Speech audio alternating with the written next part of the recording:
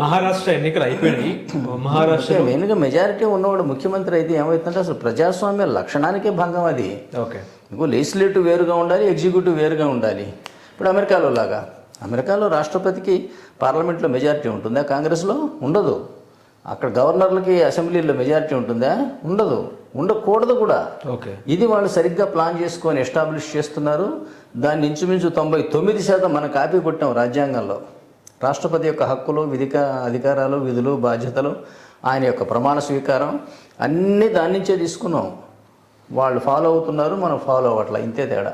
Okay, ఇప్పుడు మహారాష్ట్ర ఎన్నికలు అయిపోయినాయి. మహారాష్ట్ర ఎన్నికల్లో ఇంకొక విషయం చెప్తాను మళ్ళీ. మనం ఎందుకంటే ఎందుకు చెప్తారు పదే పదే అంటే నీకు అనిపిస్తుంది కదా అంటే, నందు ఏంటి నేను ఎప్పుడు ఇదే చెప్తాడు, పదే పదే చెప్తాడు ఏంటంటారు. నీకు పదే పదే, కానీ చూసేవాళ్ళు మొన్నటి వీడియోలు చూసిన వాళ్ళు కాదుగా ఇవాళ చూస్తున్న వాళ్ళు. అందువల్ల పైన అది ఏమైనా ఎక్కుతున్నదా, అది ఎవరు పట్టించుకోరేంటో నాకు అర్థం కాదు. పత్రికా రంగం వాళ్ళు పట్టించుకో, ప్రభుత్వాలు పట్టించుకోవు, ప్రతిపక్షాలు పట్టించుకోవు, అసలు రాజ్యాంగంలో ఏముంది అన్న సంగతి. ఇది చాలా నాకు ఆశ్చర్యం అవుతుంది. మీకు ఈ రెండు విడివిడిగా ఉండాలి. ఓకే, ఏది మెజారిటీ ఉంటే ముఖ్యమంత్రి అవుతా అని అంటే దానివల్ల ఎంత పొరపాటు జరుగుతుందో తెలుసా? డబ్బున్న గ్యాంగులు మహారాష్ట్రలో, డబ్బున్న గ్యాంగులు, డబ్బున్న కంపెనీలు, వ్యక్తులు మెంబర్లను స్పాన్సర్ చేసి ఒక్కోడికి 30, 40, 50 కోట్లు పెట్టుబడి పెట్టి ఓటుకు 2, 3, 4, 5 వేలు పెట్టి కొనుక్కొని అయినా సరే గెలిచిరారా అని.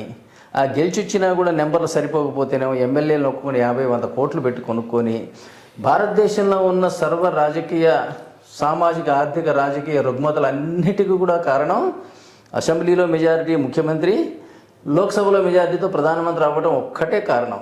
అట్లాగే భారతదేశంలో ఉన్న రాజకీయ అనిశ్చితి, అవినీతి, అస్థిరత, వీటికి కూడా ఈ ఓటుకు నోటు, వీటన్నిటికీ కారణం కూడా ఈ మెజారిటీ అయితే ముఖ్యమంత్రి అయితే నన్ను ప్రశ్నించే అధికారం ఎవరికీ లేదు. ఈ రాష్ట్రానికి నేను ఇంచుమించు ఓనర్ లాగా బిహేవ్ చేస్తా.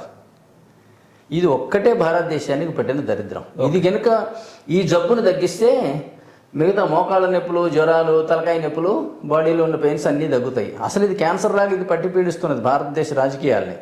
ఓకే.